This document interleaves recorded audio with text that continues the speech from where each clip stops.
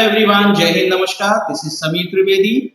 Welcome back in our another lecture of chapter Light, Reflection and Refraction.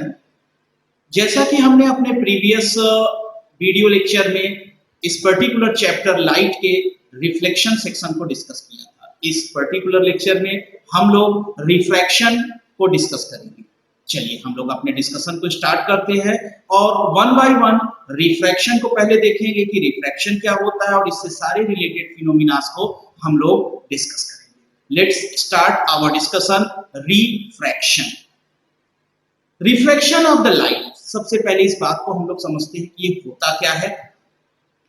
Simple word में हम लोग यहाँ पे कह सकते हैं the bending of light rays when they pass obliquely from one medium to another medium is called refraction of the light. या बड़े सिंपल वर्ड में हम कह सकते हैं there is the slight bending of the light when the light travels from one medium to another medium, that is called refraction. वही बात यहाँ पर भी बोली गई है। हम लोग इसको एक डायग्राम के थ्रू समझने की कोशिश करते हैं। यहाँ पर हम लोग दो डायग्राम बना रहे हैं। हमने यहाँ पे पहला डायग्राम बनाया जिसमें हमने एक मीडियम रेयर मीडियम लिया है और एक डेंसर मीडियम भी लिया है।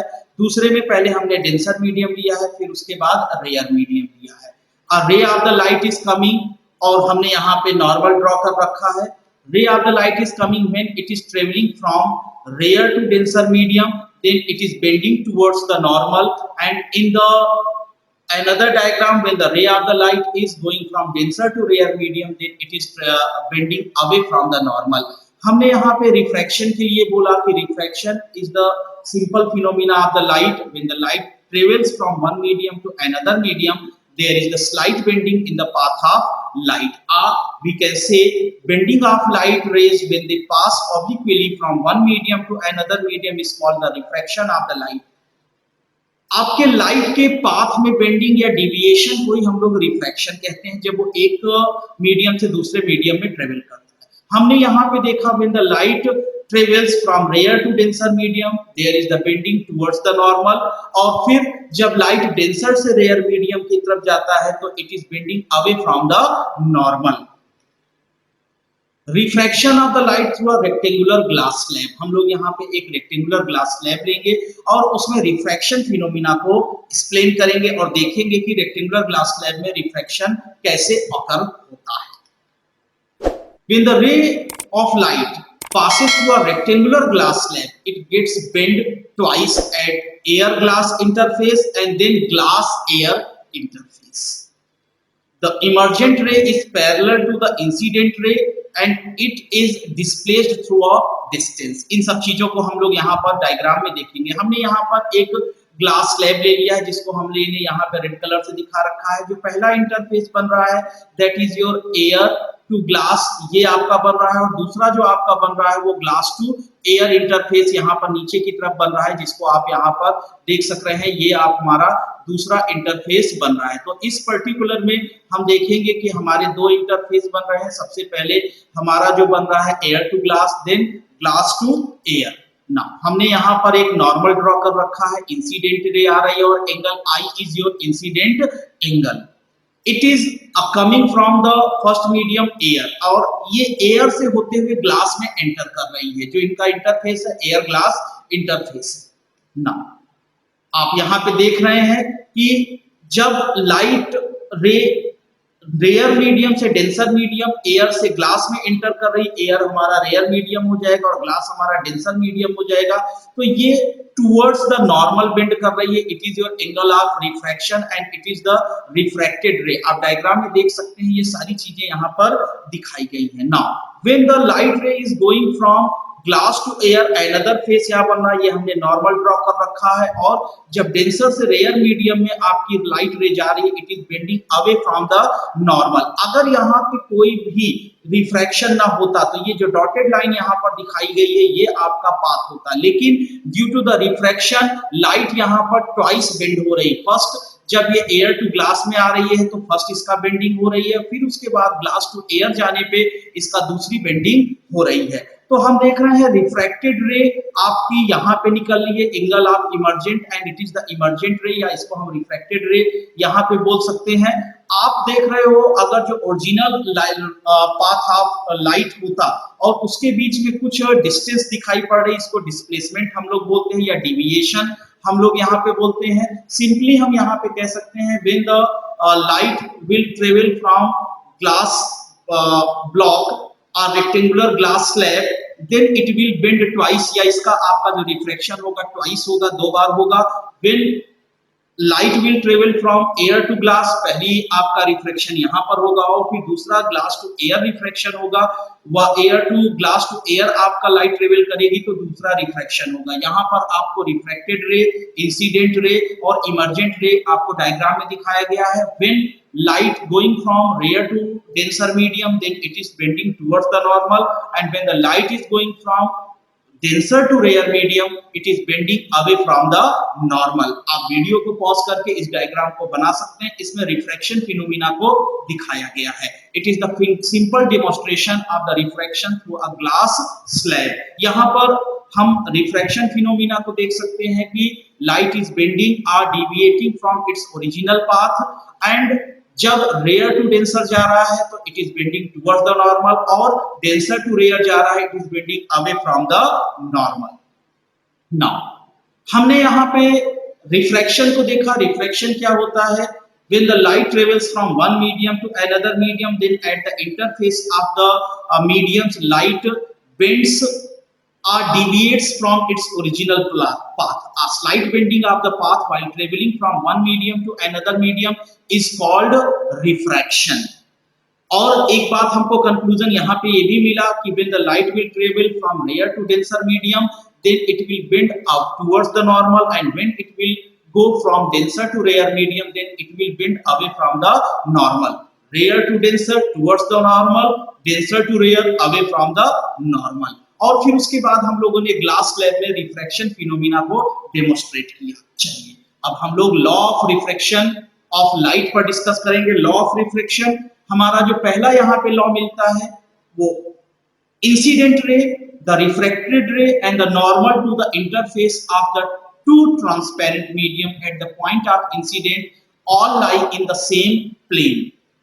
बहुत इंपॉर्टेंट चीज है, यहाँ पर इंसिडेंट रे, रिफ्रैक्टेड रे and the normal all lie at the same transparent point। second point जो यहाँ पर हमारा हो जाता है ratio of the sine of the angle of incident to the sine of angle of the refraction is a constant for the light of a given color and for a given pair of the medium।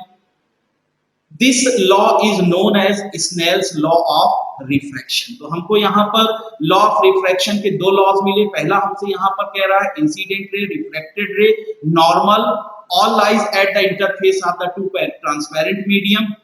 दूसरा हमसे कह रहा है incident angle and reflected angle sin I and sin R are always in a certain ratio for the given color of the light and given medium। This is called Snell's law। इसी चीज को हम लोग यहाँ पर देखते हैं sin I, ये चीज हम लोग कह सकते हैं sin I upon the sin R is equals to constant for the given medium, transparent medium and given color of light। Constant is known as the refractive index। This sin I upon sin R, this constant is known as refractive index of the medium। Refractive index is denoted by n। Now refractive index of second medium with respect to the first medium is denoted by n to 1। sin I upon sin R equals to n to 1। ये इसका एक लिखने का तरीका होता है। हम लोग रिफ्लेक्टिव इंडेक्स को कैसे लिखते हैं और इसको जो रीड करने का है, reflective index of the second medium with respect of first medium equals to sin I upon sin R। These are the law of refraction। Absolute refractive index। Absolute refractive index of a medium is the ratio of the speed of light in vacuum or air to the speed of light in the medium। It is denoted by n। Absolute refractive index के लिए बड़े simple way में कह रहा है it is the ratio of the speed of light in vacuum and speed of light into the medium। Refractive index n equals to speed of light in the medium, जिसको हम लोग c से denote कर रहे हैं, और speed of light into the medium जिसको हम v से डिनोट कर रहे हैं। Then n equals to c by v। और जो आपका speed of light in vacuum होता है वो 3 × 10⁸ मीटर पर सेकेंड और मीटर सेकेंड इनवर्स होता है। तो स्पीड जो हमारी वैक्यूम में होगी वो हमेशा मीडियम से ज्यादा होती है। So we can see here C is greater than V। इस बात को हम लोग यहाँ पर इंडिकेट कर सकते हैं। Absolute refractive index N of a medium is always greater than a unity of 1। Refractive index is a pure number, it has no unit, क्योंकि ये रेशियो के फॉर्म में लिखा जाता है, ये प्योर नंबर है, इसकी कोई यूनिट नहीं होती है। रिफ्रैक्टिव इंडेक्स के लिए हम फिर कह सकते हैं refractive index N equals to speed of light in air और vacuum upon speed of light in the medium. और हमारी जो मैक्सिमम स्पीड ऑफ लाइट होती है वैक्यूम में 3 × 10⁸ मीटर पर सेकेंड होता है। Now relative refractive index, consider a material medium 2 surrounded by another material medium 1, then let the light goes from medium 1 to the medium 2, then the refractive index of 2 with the respect of medium 1 is known as relative refractive index of medium 2। it is given by, आप यहां पर देख सकते हैं ये medium 1 है, ये medium 2 है। जब इनको हम एक दूसरे के रिस्पेक्ट में रिलेट करके रिफ्रैक्टिव इंडेक्स लेते हैं तो हम लोग इसको कह सकते हैं रिलेटिव रिफ्रैक्टिव इंडेक्स। जैसे कि यहाँ पर हमने कहा कि हम लोग मीडियम 2 के रिफ्रैक्टिव इंडेक्स को मीडियम 1 के रिफ्रैक्टिव इंडेक्स के रिलेशन में लिख रहे हैं। Now refractive index of the second medium with the respect of first medium is equals to speed of light in the medium 1, जिसको हम लोग V1 से इंडिकेट कर रहे हैं, speed of light in the medium 2, जिसको हम लोग V2 से इंडिकेट कर रहे हैं। then we can write here speed refractive index of the medium 2 with the respect of medium 1 is equals to V1 upon V2। V1 और V2 क्या है, यहाँ पे रिस्पेक्टिव मीडियम में स्पीड ऑफ लाइट है। तो रिस्पेक्टिव इंडेक्स यहाँ पर हम लोग सेकेंड मीडियम के रिफ्रैक्टिव इंडेक्स को फर्स्ट मीडियम के रिस्पेक्ट में लिख रहे हैं। The refractive index 2n1 refractive index of second medium with the respect of first medium is equals to V1 upon V2। अब उसी चीज को हम लोग यहाँ पर कैलकुलेट करेंगे, multiply and divide right side of the equation 1 by C। तो हमको जो यहाँ पर मिला था n21 equals to CB1 upon CB2, इसी चीज को हम लोग सेपरेट करके लिखेंगे C upon V2 and V1 upon C। Then we can write this in the form C upon V2 whole upon C by V1। हम लोग यहाँ पे अच्छे से जानते हैं C by V1 equal to refractive index of the first medium जो यहाँ पर हमने इंडिकेट किया है, and C by V2 equals to N2 absolute refractive index of the second medium. Now equation 2 जो हम लोगों को यहाँ पर मिला हुआ है उसको हम लोग लिख सकते हैं, यहाँ जो इक्वेशन 2 हम लोगों ने n21 equals to C by V whole upon C by V1 हम लोग लिखा था, तो उसकी जगह पे हम लोग यहाँ पे लिख सकते हैं n21 equals to N2 upon N1। then refractive index of medium 2 with respect to the medium 1 is the ratio of the absolute refractive index of the medium 2 to the absolute refractive index of the medium 1। then n21 equals to sin I upon sin R। हम लोग यहाँ पे equation 3 और 4 को आपस में compare करेंगे, then we will get our value sin I upon sin R equals to n2 upon n1। after the cross multiplication we will get our required formula n1 sin I equals to n2 sin R। आप video को pause करके इस particular फॉर्मूले को note down कर लेंगे और अपने कॉपी पे सॉल्व कर लेंगे। Now absolute refractive index of a medium is always greater than 1। relative refractive index of a medium may be less than 1। बहुत इंपॉर्टेंट बात है, इसको आप वीडियो को पॉज करके नोट डाउन कर लेंगे। absolute refractive index हमेशा क्या होता है, 1 से ग्रेटर होता है, बट relative refractive index 1 से कम हो सकता है। now explanation of bending of light when it travel from one medium to another medium, या आप ये भी कह सकते हो कॉज ऑफ द रिफ्रैक्शन।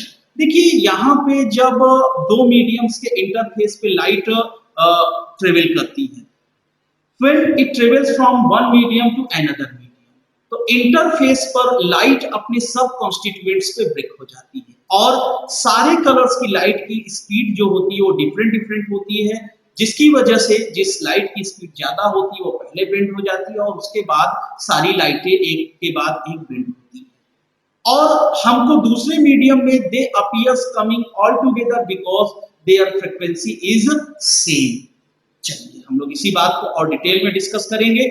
सबसे पहले यहाँ पर when the light goes from rare medium of refractive index n1 to the denser medium of the refractive index n2, n1 greater than n2, तो उस पर्टिकुलर कंडीशन में हमारा according to the Snell rule sin I upon sin r equals to n2 upon n1 greater than 1. It means sin I is greater than sin r. It means sin I less than sin r is greater than sin I. Then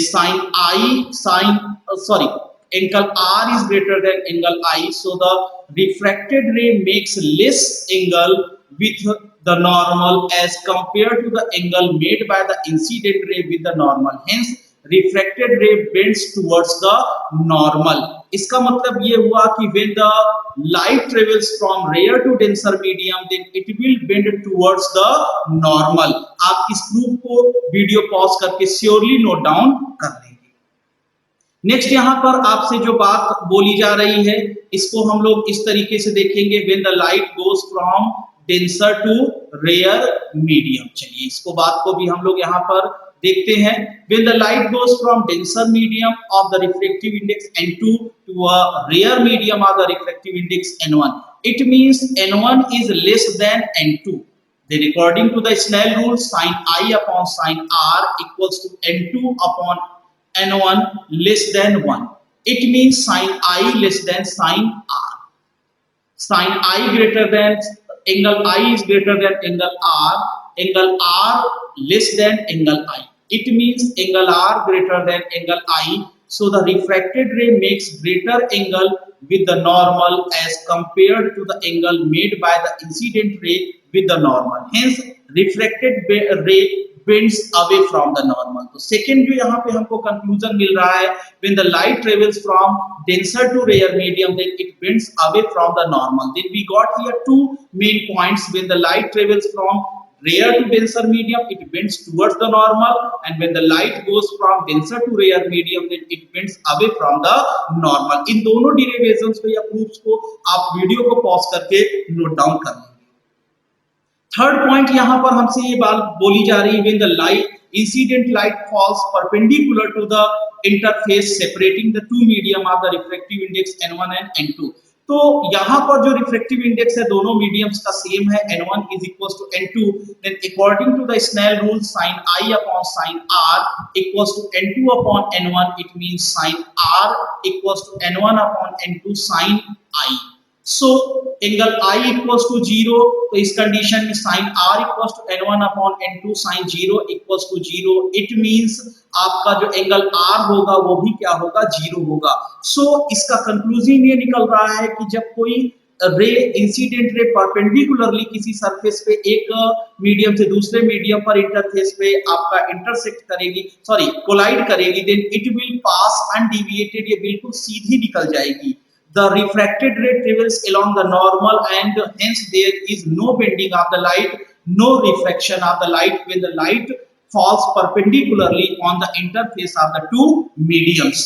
अगर आपकी light perpendicularly दो mediums के interface पे collide करती है, then it will pass undeviated, or you can say there is no refraction। आप इन तीनों points को बहुत केयरफुली नोट डाउन कर लेंगे। यहाँ पे मैं इनको फिर से रिपीट करता हूँ। पहला point, when the light travels from rare to denser medium, then it will bend towards the normal, and when the light will pass from denser to rare medium, then it will bend away from the normal, and when the light falls perpendicularly on the interface of the two mediums, then it passes undeviated, it means you can say यहाँ पे कोई reflection नहीं होगा।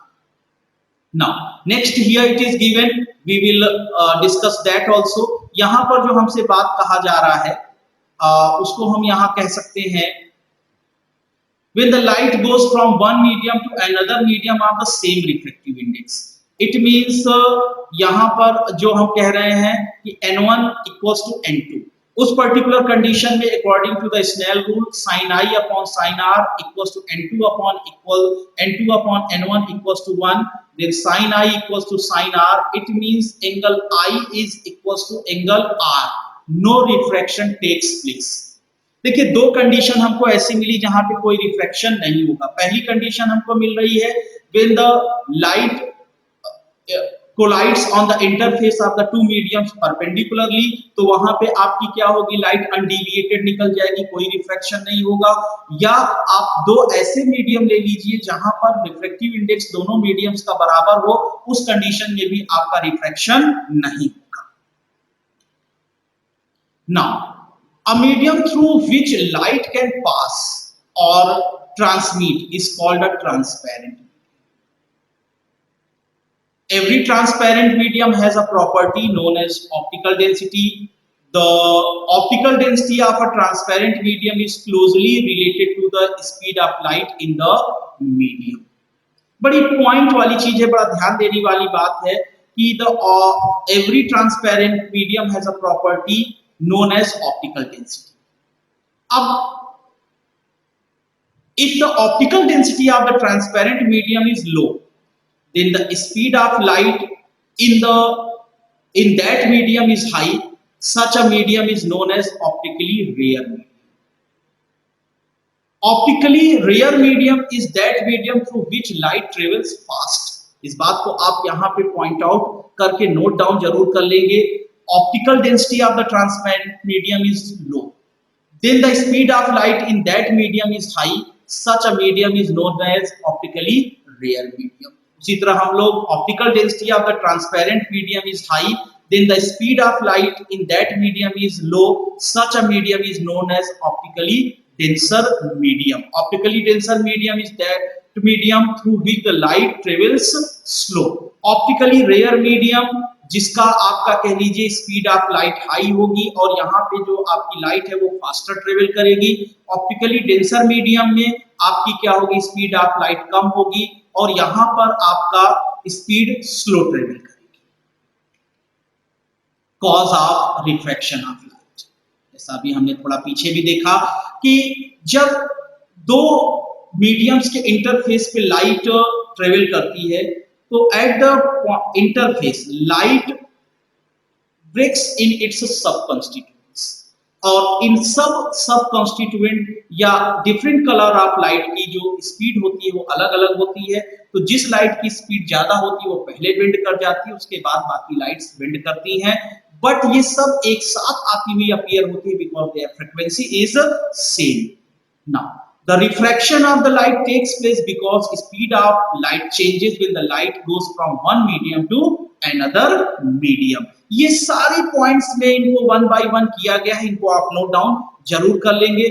when the light ray goes from air optically rare medium to glass optically denser medium such that the light ray in the air makes an angle with the normal to the interface separating air and glass, then it bends from its original direction of the propagation. If the light rays goes from glass to air, again it bends from its original direction of the propagation. The phenomena of bending of light ray from its path is known as refraction. Up when we see that the speed of light in different medium, it different, so we can say that the refraction of light takes place because the speed of light is different in different medium. This is the main cause how the light refracts. अब simple way में उसी बात को फिर से कह सकते हैं, at the interface of the two mediums when the light travels it breaks in its subconstituents are different colors of the light have the different speed, so the light which have the greater speed it bends first and later on other refraction takes place and they appears coming all together because they all have the same frequency. कुछ यहाँ पे important facts हैं जिनको हम लोग यहाँ पर discuss करेंगे। Factors on which the refractive index of the medium depend. सबसे पहले यहाँ पर बात कर रहा है nature of the material of the medium, इस पे रिफ्रैक्टिव इंडेक्स आपका डिपेंड करता है। डेंसिटी ऑफ द मीडियम, इस पे रिफ्रैक्टिव इंडेक्स डिपेंड करता है। कलर और the wavelength of the light, इस पे आपका रिफ्रैक्टिव इंडेक्स डिपेंड करता है। तो यहाँ पर these are the factors on which the refractive index of the medium depends. Now next topic जो हम लोग यहाँ पे डिस्कस करेंगे वो है refractive index of a medium 2 with respect to the medium 1 is reciprocal of the refractive index of the medium 1 with respect to the medium 2. ये बहुत इंपॉर्टेंट फॉर्मूला है और आपका कॉन्सेप्ट है जो हमको न्यूमेरिकल सॉल्व करने में बहुत ज्यादा हेल्प करेगा. Refractive index of the medium 2 with the respect of medium 1 is n21 equals to n2 upon n1.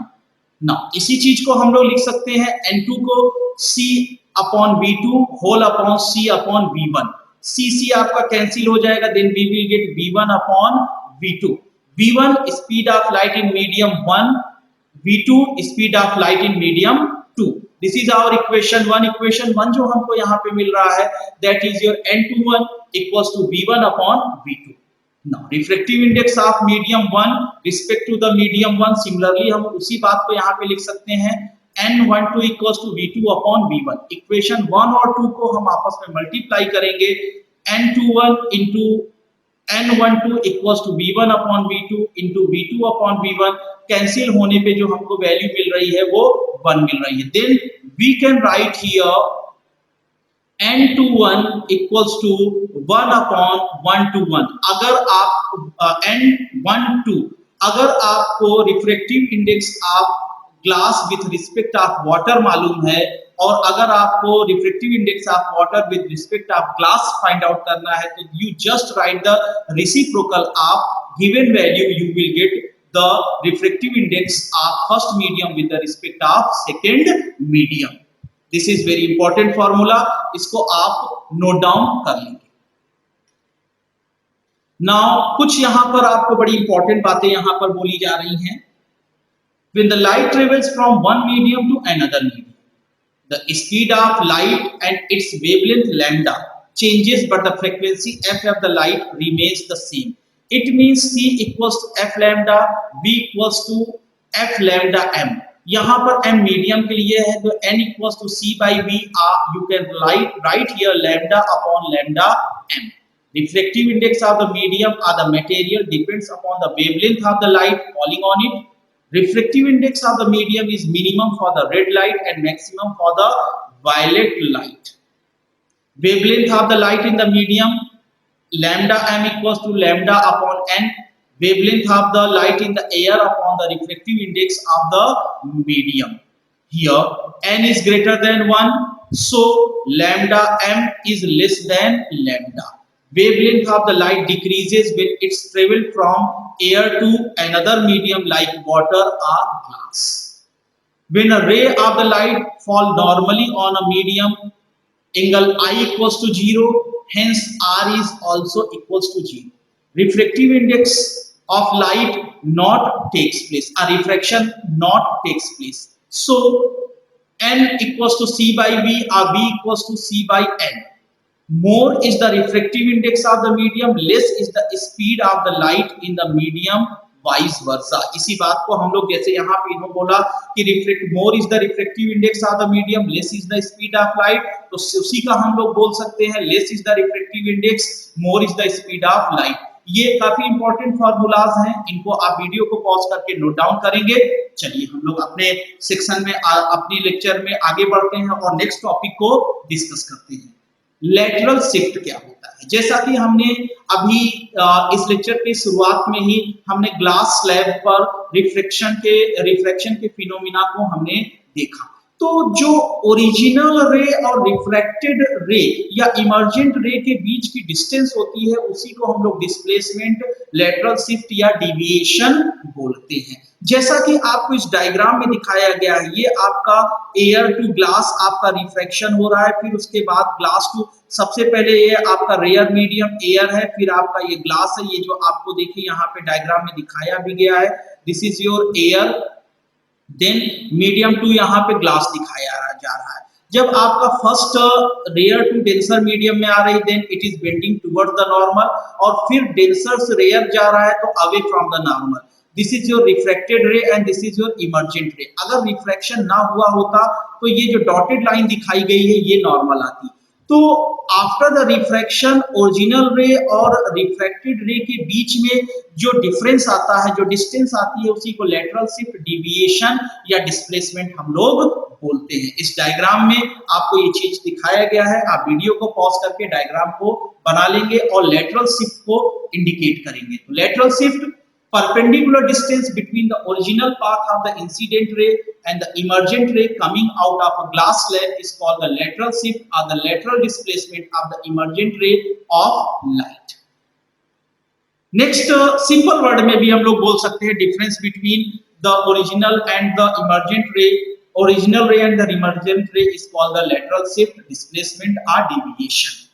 Factors on which the lateral shift depends, उन पे भी हम लोग डिस्कस कर लेते हैं। Lateral shift varies directly perpendicular to the thickness of the glass slab. Lateral shift varies directly perpendicular to the incident angle. Lateral shift varies directly proportional to the refractive index of the glass slab. Lateral shift varies inversely perpendicular to the wavelength of the incident ray. ये आपको कुछ factors दे रखे हैं जिन पे आपका lateral shift depend करता है। हम लोग यहाँ पर एक बात इसको फिर रिपीट कर लेते हैं। Lateral shift, it is the distance between the original path of the incident ray and the emergent ray coming out of the glass slab. ये आपको यहाँ पे सर्कल के फॉर्म में मैंने ये दिखा रखा है। This is your emergent, this is your lateral shift, distance between the emergent ray and the original path of the light. Refraction by spherical lenses. Lens is a transparent medium bounded by two refracting surfaces. Out of these two refracting surfaces, at least one is spherical. A lens may have two spherical surfaces, one spherical and other plane. Lenses दो तरीके के होते हैं। Convex lens are converging lens, concave lens are diverging lens. Convex lens, a lens having the both spherical surface or one spherical surface and other plane surface such that it is thick in the middle and thin in the edges is known as convex lens. आप यहाँ पे structure पे भी देख सकते हैं convex lens, या इसी को हम लोग बाई कॉन्वेक्स और डबल कॉन्वेक्स लेंस बोलते हैं। इसमें आप देख सकते हैं कि यहाँ पे इसका मिडिल जो है वो थिक है और इसके जो एजेस हैं वो क्या है, thin. Concave lens, a lens having the both spherical surface or one spherical and other plane surface such that it is thin in the middle and thick at the edges is known as concave lens. Concave lens ऐसी को हम लोग बाइकॉन्केव या double concave lens बोलते हैं। आप यहाँ पे स्ट्रक्चर में देख सकते हैं, इमेज में देख सकते हैं, इसका जो मिडिल है वो थिक है और इसके जो एजेस हैं वो थिक बनाए गए हैं। Some terms used in the lens, ये बड़े इंपॉर्टेंट टर्म्स हैं, इसको हम लोग वन बाय वन डिस्कस करते हैं, फिर उसके बाद हम लोग आगे बढ़ेंगे।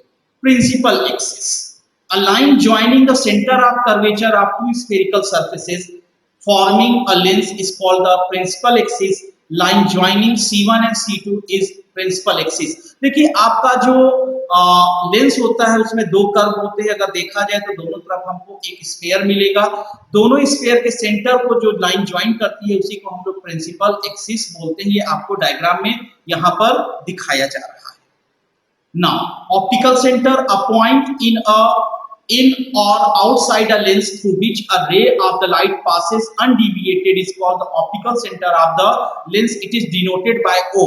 Optical center ये कह सकते हैं मिडिल ऑफ द लेंस आपका होता है। ये आपको देखिए दोनों लेंसेज के डायग्राम में यहाँ पे दिखाया गया है। This is the optical centre of that given lens. Now next बात यहाँ पे जो हमसे बात बोली जा रही that is the principal focus. Principal focus के लिए हम लोग यहाँ पर बोलते हैं point on the principal axis of a lens where all the rays of the light parallel to the principal axis meet or appears to meet after passing through the lens is called the principal axis, principal focus of the lens.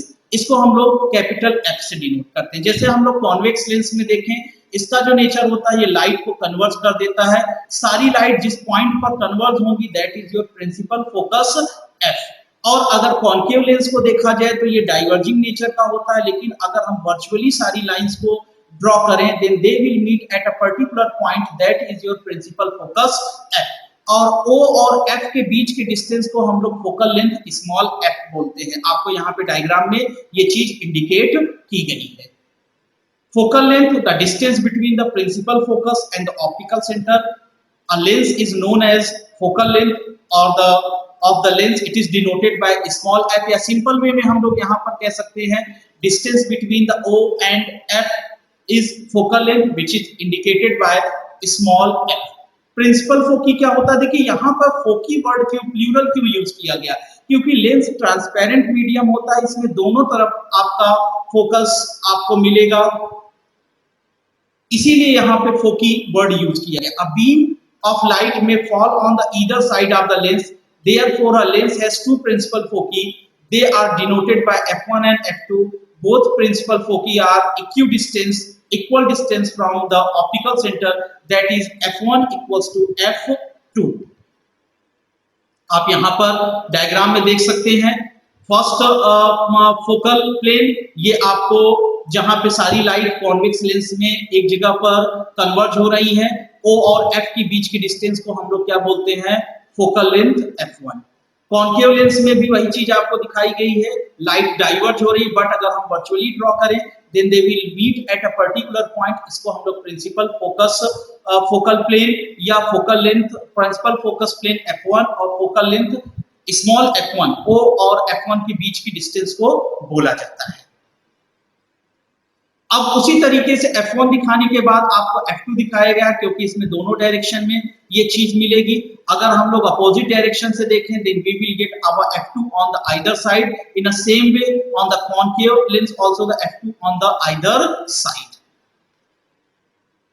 Aperture of the lens, the part of lens exposed to the incident ray light is called the aperture of the lens. A main refracting area of the lens is called the aperture. ये कुछ particular points हैं जो lens से related है, इनको हम लोगों ने डिस्कस किया। डियर और आप इसको वीडियो पॉज करके नोट डाउन कर लेंगे, दे आर वेरी इंपॉर्टेंट। जब हम लोग अभी रे डायग्राम्स को image formation by the lenses को डिस्कस करेंगे, वहां पे इनकी काफी जरूरत पड़ती है। Now a convex lens converges rays of light, so it is also known as converging lens. Concave lens diverges the ray of the light, so it is also known as diverging lens. इसको हम लोग animation के through देखेंगे।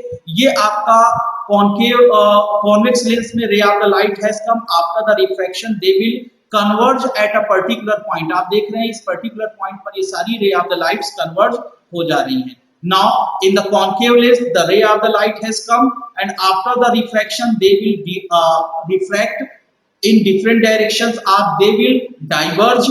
अगर इनको virtually draw किया जाए then we will get a point where all the lights will appear to meet. Then convex lens is converging in nature and concave lens is diverging in nature.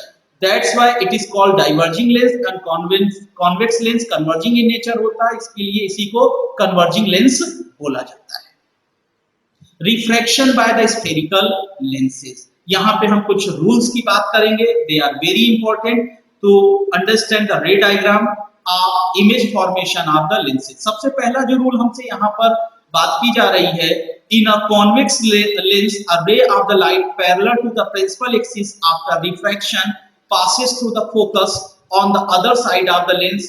In a concave lens, it appears to diverge from the focus on the same side of the lens. या हम simple कह सकते हैं, if any ray of the light is coming parallel to the principal axis, then after the refraction, it passes through the focus. चलिए इसी को हम लोग एनिमेशन के थ्रू देखते हैं। This ray of the light is coming and it is after the refracting, it is passing through the principal focus F on the either side. Same in the concave lens, a ray of the light has come. After the refraction, it will diverge. But if we draw the virtually, then we will see it will meet at a particular point, that is your F1. Second rule is given here. In a convex lens, a ray of the light passing through the focus after refraction goes parallel to the principal axis. In a concave lens, a ray of the light directed towards the focus after refraction goes parallel to the principal axis. या आप कह सकते हैं if any ray of the light is coming through the principal focus, then after the refraction it will pass parallel to the principal axis. चलिए इसी बात को हम लोग एक एनिमेशन के थ्रू देखते हैं। रे of the light has come parallel, ray of light has come through the principal focus, then after the refraction it will pass parallel to the principal focus. Same in the other lens, ray of the light has come through the focus, after the refraction हमने यहाँ virtually draw किया, after the refraction it will pass parallel to the principal axis। आप यहाँ animation में इस चीज को बड़े आराम से देख सकते हैं। Next rule is given in a convex lens and concave lens, a ray of the light passes through the optical center, goes without any deviation। Means any light अगर कॉन्वेक्स या कॉन्केव लेंस के optical centre से पास होती है तो ये सीधा निकल जाएगी, अनडिविएटेड निकल जाएगी, इसके पाथ में कोई भी बेंडिंग नहीं होगा, मींस कोई रिफ्रैक्शन नहीं होगा। यहाँ पे हमने तीन रूल देखे दोनों लेंसेज के लिए। हम लोग सिंपल वे में इस चीज को कह सकते हैं, if any ray of the light is coming parallel to the principal axis, then after the refraction it will pass through the principal focus F। Second rule, if any ray of the light is coming through the principal focus F, after the refraction it will pass parallel to the principal axis। Third हमने यहाँ पर देखा, if any ray of the light is coming through the optical center in both the lenses, it will pass undeviated। आप animation में इस चीज को देख सकते हैं, ये रे ऑफ द लाइट अनडिविएटेड यहां से पास होती है। Now image formed by the convex lens, it is very important. इसमें से आपके बोर्ड एग्जाम से बड़े क्वेश्चंस पुट किए जाते हैं इमेज फॉर्मेशन से, जहां पे उसकी पोजीशन, नेचर और साइज के बारे में डिस्कस किया जाता है। सबसे पहले हम लोग image formation on the convex lens इसको डिस्कस करेंगे। When the first condition is given, when the object is at infinity, the image is formed at the focus f2, it is highly diminished, real and inverted। चलिए इसी बात को हम लोग animation के through देखते हैं। This is our object which is kept at infinity, the first ray of the light has come, after the refraction they all will meet at the focus either side f2, then यहां पे जो image बनेगी it is highly diminished, real and inverted. Second condition is given, when the object is beyond 2f1, the image is formed between f2 and 2f2, it is diminished, real and inverted. This is our principal axis, animation में हम लोग देख सकते हैं। And object is beyond the 2f1, the first ray of the light has come parallel to the principal axis, after the refraction it will pass through f2। Second ray of the light has come through the optical center, it will pass undeviated। Now they are intersecting at a particular point, there the image will form। आप यहाँ पे figure में देख सकते हैं, तो जो ये इमेज फॉर्म हो रही है f2 और 2f2 के बीच में हो रही है, it is diminished, real and inverted. चलिए नेक्स्ट टॉपिक, नेक्स्ट पॉइंट पर आते हैं। When the object is at 2f1, the image is formed at 2f2, it is the same size as the object, real and inverted। This is our principal axis। Object is at 2f1, the first ray of the light has come, after the refraction ये पास होगी आपके 2f2 से। Second ray of the light has come from the optical center, it will pass undeviated।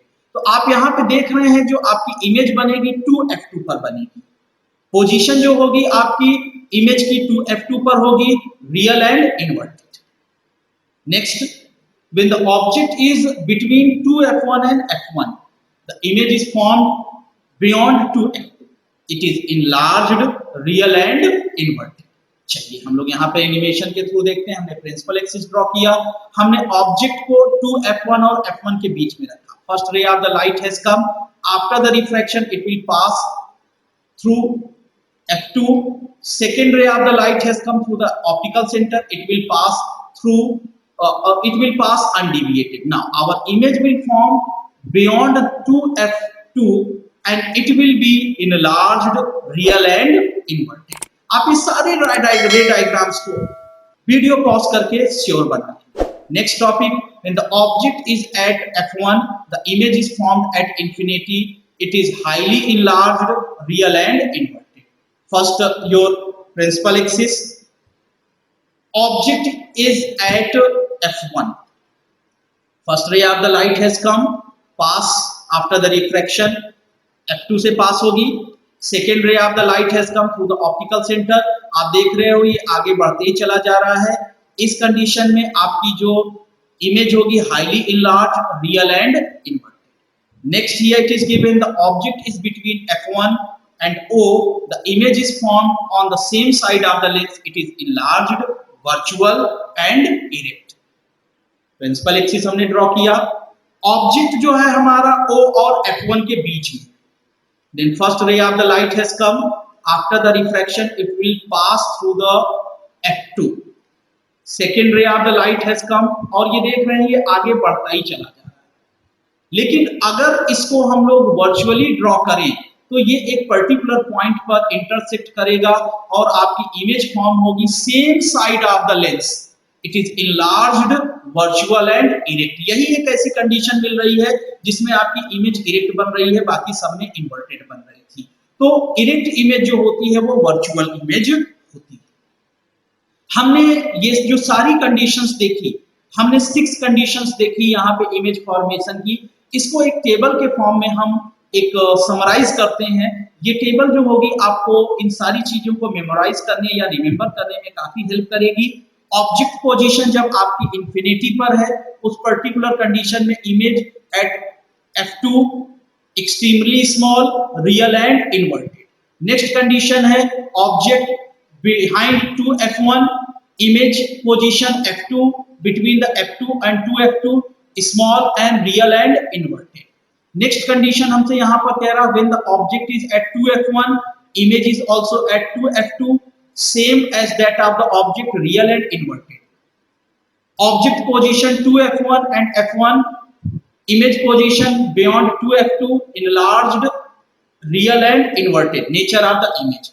Next जो हमारी fifth condition है when the object is at F1, image position at the infinity, size of the image highly enlarged, nature जो हो जाएगा real and inverted. Last जो हमको condition मिल रही है when the object is between F1 and O, same side of the lens, enlarge, size जो होगी, nature virtual and erect. आप वीडियो को पॉज करके इस टेबल को जरूर नोट डाउन कर लेंगे। ये आपको चीजों को मेमोराइज करने और रे डायग्राम्स को रिमेंबर करने में काफी हेल्प करेगा। Image formed by a concave lens. When the object is at infinity, the image is formed at the focus F1 on the same side of the lens. It is highly diminished, virtual and erect. आपके object है, the rays of light has come. After the refraction, they will diverged. But अगर हम इनको virtually draw करें, then they will appear to meet at a particular point. ये चीज हमारा क्या होगा कि image form करेगा। Then the image is formed at F1 on the same side of the lens. It is the highly diminished, virtual and erect. Next condition जो हमको मिल रहा है when the object is between the infinity and F1, the image is formed between F1 and O on the same side of the lens. It is diminished, virtual and erect. आपका ये principal axis है। Object आपने जो रख रखा है between the infinity and F1. First ray of the light has come. After the refraction, it will refract. But virtually अगर हम लोग इसको ड्रॉ करेंगे तो ये आपको एक जगह इंटरसेक्ट आकर करेंगे। जहां पर ये इंटरसेक्ट करेंगे at that same your image will form. Then image will form between F1 and O on the same side of the lens. It is diminished, virtual and erect. ये आपकी इमेज यहाँ पर बन रही है। नेक्स्ट जो हमने दोनों बातें की उसी को हम टेबल के फॉर्म में मेमोराइज करेंगे। यहाँ पे देखिए आपको जो है जब आपका रे डायग्राम हम यहाँ पे बना रहे हैं, पोजीशन एट द इंफिनिटी, उस कंडीशन पे जो U होगा वो निगेटिव होगा, V भी निगेटिव होगा और F भी आपका क्या होगा, निगेटिव होगा। Position of the image at F, nature of the image virtual, erect and highly diminished. Next condition हमने जब की है between the infinity and O, यहाँ पे U ऑब्जेक्ट पोजीशन जो है वो निगेटिव है, V इमेज पोजीशन भी निगेटिव है और फोकल लेंथ भी हमारा निगेटिव है। जो इमेज पोजीशन बनेगी वो हमारी बिटवीन F और O पर बनेगी। नेचर जो होगा वर्चुअल, इरेक्ट एंड डिमिनिश्ड होगा। नाउ कुछ यहाँ पर बड़ी इंपॉर्टेंट और इंटरेस्टिंग बातें बोली जा रही हैं, इसको आप वीडियो को पॉज करके जरूर नोट डाउन कर लेंगे। जैसे कि अगर हम इमेजिन कर लें कि अगर हम अपने लेंस को कपड़े ब्लैक क्लॉथ या पेपर से आधा कवर कर दें तो हमारे इमेज पे क्या फर्क पड़ेगा। A lens forms a full length image of an object even if it's half portion is covered with a black cloth. अगर उसको आप काले कपड़े से आधे पोर्शन को कवर कर दें तब भी आपका क्या है, फुल लेंथ इमेज बनेगी। क्यों? Intensity of the image formed by the lens is directly proportional to the square of the aperture of the lens। तो आपका इमेज में फर्क क्या पड़ेगा, सिर्फ उसकी इंटेंसिटी कम हो जाएगी। That is I directly proportional to the aperture square। If the half of the lens is covered with the black cloth, then the aperture of the lens becomes half, and hence the intensity of the image formed by the half covered lens is 1/4 times of the intensity of the image formed by the principal axis shown whole lens। अगर आप lens को black cloth या paper से आधा cover कर देते हैं तो इमेज तो आपकी फुल लेंथ की बनेगी, लेकिन उसकी इंटेंसिटी क्या होगी, वो कम हो जाएगी। उसके लिए फॉर्मूला क्या है, इंटेंसिटी कितनी हो जाएगी, I is directly proportional to the aperture square। अगर उसको आप आधा कवर करते हो तो आपकी जो इंटेंसिटी हो जाएगी 1/4 ऑफ द ओरिजिनल हो जाएगी। दूसरी बात यहाँ पर बड़ी इंपॉर्टेंट बात है, पहला दूसरा भी वही चीज है। When a convex lens of the focal length f is cut into two equal halves along the principal axis as shown, then the focal length of each half is same। जो original यहाँ पे जो ये पहले वाला lens है इसकी जो फोकल लेंथ होगी, अगर इसको बीच से इस डायरेक्शन में जैसे यहाँ पे इमेज पे कट किया गया उस तरीके से कट कर दिया जाए तो दोनों जो हाफ होंगे उनकी जो फोकल लेंथ होगी वो हाफ होगी। इसका मतलब इसमें इमेज बनेगी फुल लेंथ की बनेगी, लेकिन उसकी जो इंटेंसिटी होगी वो कम होगी। देखिए इसी क्वेश्चन को दो तरीके से पूछा जा सकता है कि अगर लेंस को बीच से कट कर दिया जाए तो उसकी फोकल लेंथ पर क्या असर पड़ेगा। तो देखिए focal length depends upon the thickness of the lens, thickness पे डिपेंड करता है। तो यहाँ आप थिकनेस को कम ज्यादा नहीं कर रहे हैं तो आपका जो है फोकल लेंथ सेम रहेगी, आपकी इमेज भी पूरी बनेगी, लेकिन उसकी इंटेंसिटी कम हो जाएगी।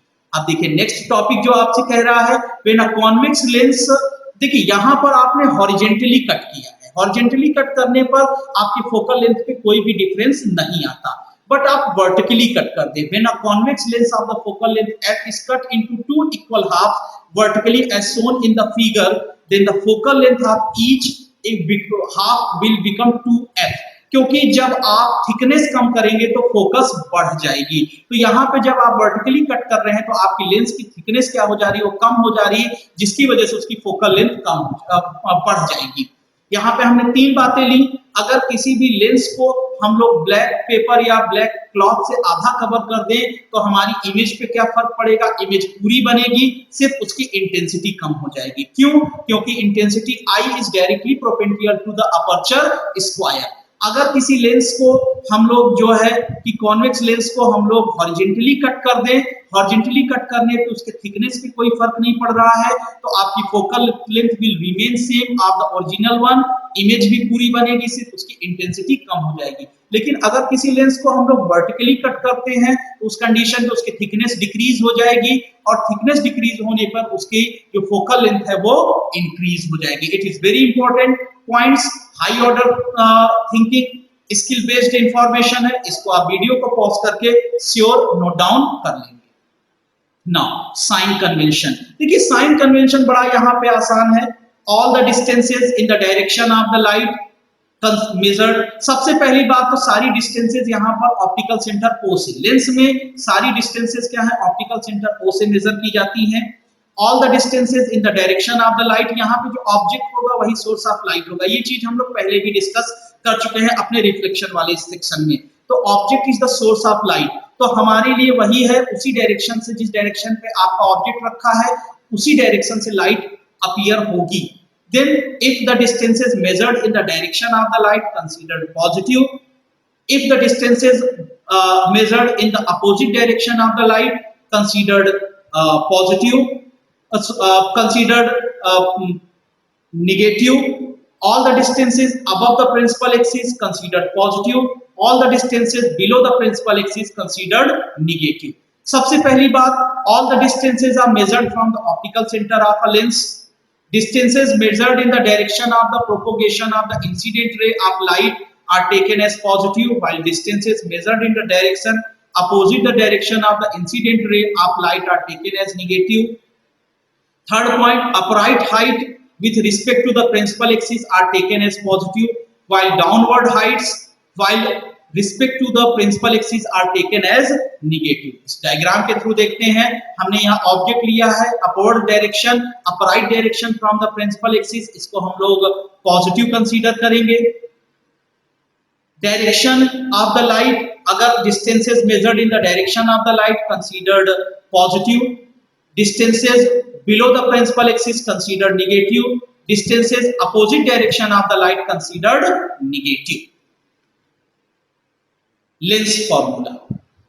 The relation between the object distance O, ये आपको distance, image distance V and focal length F.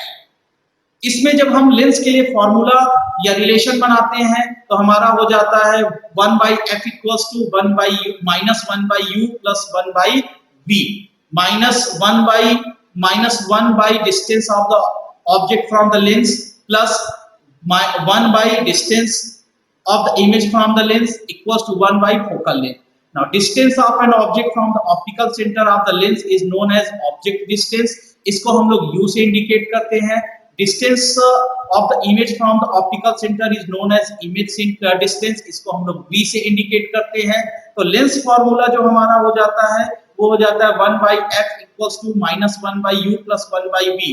ये कॉन्वेक्स और कॉन्केव लेंस दोनों के लिए सेम होता है, ऐसा नहीं कि कॉन्वेक्स लेंस के लिए अलग होता है, कॉन्केव लेंस के लिए अलग होता है. Magnification, the ratio of the size, a height of the object to the image to the size of the height of the object is known as magnification produced by the lens. या magnification m equals to हम कह सकते हैं height of the image upon height of the object, जिसको height of image को हम लोग h dash से इंडिकेट कर रहे हैं और height of the object को h से इंडिकेट कर रहे हैं. Magnification m in the term of u and v. तो यहाँ पर हमने एक डायग्राम बना रखा है. इस डायग्राम में u और v के टर्म में जब हम इसको बात को लेते हैं, देन इस पर्टिकुलर कंडीशन में हम यहाँ पर कह सकते हैं AB is the size or the height of the object and A dash B dash is the size or height of the image. Now in the triangle AOB and A dash OB dash are similar. अगर similar है तो इनकी sides में certain ratio होगा. हम कह सकते हैं A dash B dash upon AB equals to OA dash upon OA. Now applying the sign convention, A dash B dash जो होगा माइनस H dash होगा, AB प्लस H होगा, A dash O plus V होगा और OA minus U होगा. ये सारी values को हम इक्वेशन 2 में रखते हैं, then we will get minus H dash upon H equals to V by minus U. या हम इसी बात को लिख सकते हैं H dash upon H equals to V by U. ये फॉर्मूला हमको न्यूमेरिकल सॉल्व करते समय बहुत हेल्प करेगा. हमको ये जो फॉर्मूला मिला M equals to H dash H, then we can write M equals to H dash H equals to V by U. हम लोग कभी-कभी न्यूमेरिकल सॉल्व करते समय अपनी कन्वीनियंस के लिए इस फॉर्मूले को डायरेक्ट भी यूज करते हैं. Magnification of the lens equals to image distance from the lens upon object distance from the lens. आप इस तरीके से भी कह सकते हैं, या magnification equals to height of the image upon height of the object. अब देखिए मैग्निफिकेशन से रिलेटेड कुछ बड़ी इंपॉर्टेंट बात यहाँ पर बोली जा रही है, इनको बहुत केयरफुली आप नोट डाउन करेंगे. सबसे पहली बात यहाँ पर बोली जा रही है magnification m is positive if the image produced by a lens is virtual. ध्यान रखिएगा, magnification produced by a concave lens is always positive as it always forms a virtual image. Next, magnification produced by a convex lens is positive when it forms a virtual image, but magnification produced by a convex lens is negative when it forms a real image. तो ये तीनों points बड़े important है, इनको आप note down कर लेंगे. Next, power of a lens. Power of a lens is the ability of the lens to converge or diverge the rays of light falling on it. Power of the lens is defined as the reciprocal of the focal length of the lens expressed in meter. It is denoted by P. Then P equals to 1 by F in metre, या हम इसको लिख सकते हैं P equals to 100 by F in centimetre. A lens of the small focal length has the larger power of the converging or diverging, या हम इसको ऐसे भी कह सकते हैं ability of a lens to converge or diverge a light is called its power। वो कितना किसी लाइट को कन्वर्ट कर सकता है या डाइवर्ज कर सकता है, इसी को हम लोग क्या कहते हैं, पावर कहते हैं। A lens of small focal length has the larger power of converging or diverging a parallel beam of light. A lens of larger focal length has a small power of converging or diverging a parallel beam of light. Unit of the lens power, unit of power of the lens is diopter, जिसको हम लोग capital D से indicate करते हैं। Definition of the diopter: power of a lens is 1 diopter if its focal length is 1 meter. Power of the convex lens is positive because its focal length is positive. Power of concave lens is negative because its focal length is negative. Focal length and power of a combination of a two lenses in contact. अगर एक से ज्यादा lenses आपस में contact रखे हैं तो हमारे पावर और फोकस पे क्या इफेक्ट आता है। हम यहाँ पे कंसीडर कर लेते हैं टू लेंसेज जिनकी फोकल लेंथ f1 और f2 है, जिनको कांटेक्ट में रखा गया है। तो कांटेक्ट पे रखने पे वो जो कंबाइंड हमारा लेंस होगा उसको हम इक्विवेलेंट फोकस कितनी होगी, तो equivalent focus of a combined lenses having the focal length f1 and f2, 1 by F equals to 1 by f1 plus 1 by f2. 1 by F equals to P, then power of lenses of the power of combination of two lenses P equals to P1 plus P2. Then P equals to 1 by F, P1 equals to 1 by f1, P2 equals to 1 by f2. Then P equals to P1 plus P2 plus P3 dot dash dash dash. It means if the number of lenses kept in the contact in the combined form, then their focal length will add and their power will also add. Magnification will multiply. कुछ points to remember यहाँ बातें दे रखी हैं। If a convex lens is placed in the contact with the concave lens and the power of this combination is positive, then the combination of these lenses behaves as a convex lens. Very important thing is given here. Next here it is given, if a convex lens is placed in a contact with the concave lens and the power of this combination is negative, the combination of these lenses behaves as a concave lens. Next, a lens system consisting of more than one lens is used in designing a camera lens and the objective of the telescope and microscope. हमने इस particular section में refraction phenomena को देखा, उससे related topics को देखा और हमने कॉन्वेक्स और कॉन्केव लेंस में इमेज फॉर्मेशन की सारी कंडीशंस को डिस्कस किया। आप इस वीडियो को देखें और इसके प्रीवियस वीडियो को देखें जिसमें हम लोगों ने रिफ्रैक्शन को डिस्कस किया है। अगर आपको कोई डाउट होता है या आपके कोई क्वेरीज हैं उसको आप कमेंट के थ्रू इन्फॉर्म करें, हम उसको अपने आने वाली कमिंग वीडियोस में डिस्कस करेंगे। नेक्स्ट वीडियोस में हम लोग एनसीईआरटी चैप्टर के इनटेक्स्ट चैप्टर और इनटेक्स्ट क्वेश्चंस और एक्सरसाइज क्वेश्चंस को डिस्कस करेंगे। और जैसा कि इस बार हमारा पेपर फॉर्मेट है, एमसीक्यू क्वेश्चंस आएंगे, हम आपके लिए एक special video for the MCQ question on that particular chapter लेकर आएंगे। आप अपनी स्टडीज को बहुत डेंस वे में कंटिन्यू रखिए। Exams are very close. जय हिंद, नमस्कार।